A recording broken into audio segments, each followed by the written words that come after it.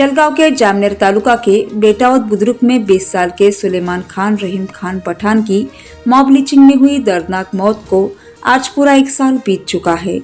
लेकिन 1 साल गुजर जाने के बाद भी उस मजलूम परिवार को न तो मुकम्मल इंसाफ मिला है और न ही प्रशासन से जरूरी मदद। इंसाफ की इसी गुहार को लेकर जलगांव जिला एकता संगठन के कोऑर्डिनेटर फारूक शेख की कयादत में एक बार फिर प्रशासन का दरवाजा खटखटाया गया। जब प्रतिनिधिमंडल ने जिला अधिकारी रोहन घुगे से मुलाकात कर परिवार की बदहाली, फरार मुलजिमों और गवाहों को मिल रही धमकियों की बात रखी तो माहौल गमगीन हो गया।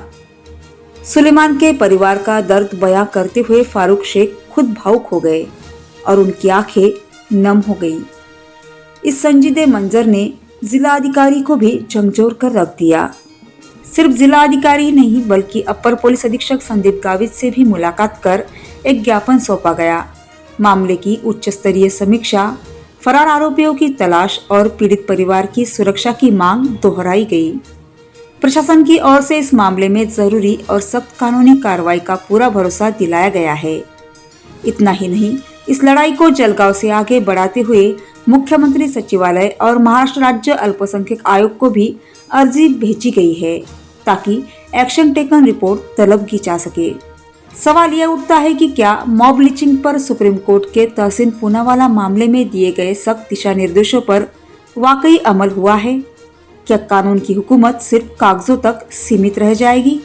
सुलेमान खान किसी एक परिवार का बेटा नहीं बल्कि इस मुल्क का नागरिक था। यह किसी हिंदू मुस्लिम का विवाद नहीं बल्कि कानून की हुकूमत और संविधान पर भरोसे का सवाल है। मुजरिम किसी भी समाज का हो, कानून सबके लिए बराबर होना चाहिए। जलगांव जिला एकता संगठन की साफ मांग है, पूरे मामले की वरिष्ठ अधिकारियों की निगरानी में समीक्षा हो, फरार आरोपियों को जल्द गिरफ्तार किया जाए, पीड़ित परिवार और गवाहों को कड़ी सुरक्षा मिले और परिवार को सरकारी योजनाओं के तहत फौरन मुआवजा और पुनर्वास का लाभ दिया जाए।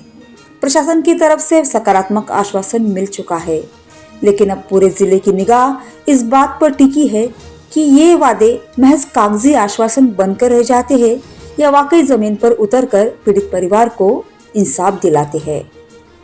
जकी Ahmad, Khandesh times news, Jalgaon.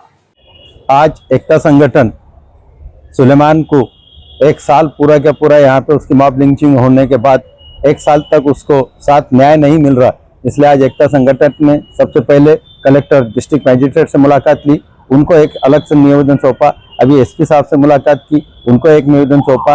Chief minister का हमने इनको दिया वहाँ पर, और चौथा हम अल्पसंख्यक सेल को मेल आईडी कर रहे। चारों की अलग अलग डिमांड है, चारों की जिम्मेदारी रिस्पॉन्सिबिलिटी क्या क्या थी ये केस में, ये हमने उनको दिलाया। जैसे कि इस केस में उन्होंने सरकारी वकील का वादा किया था, स्पेशल सरकारी वकील, वो अभी तक अपॉइंट नहीं हुआ।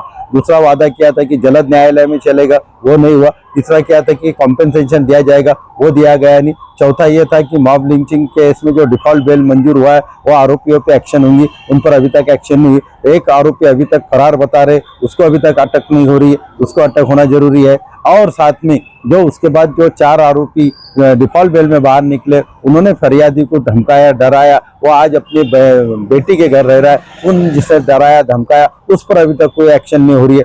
ऐसी सब बातों को लेकर हम आज इन एडमिनिस्ट्रेटर को मिले कि 1 साल में अगर सुलेमान को न्याय नहीं मिलता है और सुप्रीम कोर्ट हमारे पूनावाला केस में हमारे को क्लियर कट इंस्ट्रक्शन देती है कि मॉब लिंचिंग केस में ये सरकार ने, पुलिस ने, कलेक्टर ने क्या क्या करना चाहिए उसको फॉलो नहीं किया जा रहा, तो फिर ये क्या सिर्फ सुलेमान के लिए है? अगर सुलेमान की जगह कोई दूसरा रहता तो क्या उसके साथ भी ऐसा होता है? कोर्ट में भी डिफॉल्ट बेल के लिए 10 महीने से केस चल रही है, लेकिन उस पर भी एक्शन नहीं हो रही। 3 जजेस बदल चुके हैं। अभी रेगुलर जो सेशन केस नंबर 199 उसमें अभी तक चार्ज फ्रेम नहीं हुआ। ये क्या है? 1 साल में अगर मॉब लिंचिंग के केस में जहाँ सुप्रीम कोर्ट बोलती है कि 6 महीने के अंदर इसका रिजल्ट होना चाहिए, वहाँ पे अभी तक सिर्फ चार्ज फ्रेम नहीं हो रहा। इसलिए हम ये सब रोना लेके इनके पास आए, वरना फिर अभी हमको और कोर्ट में या रास्ते पे आना पड़ेगा। फारूक शेख, एकता संगठन, जलगांव।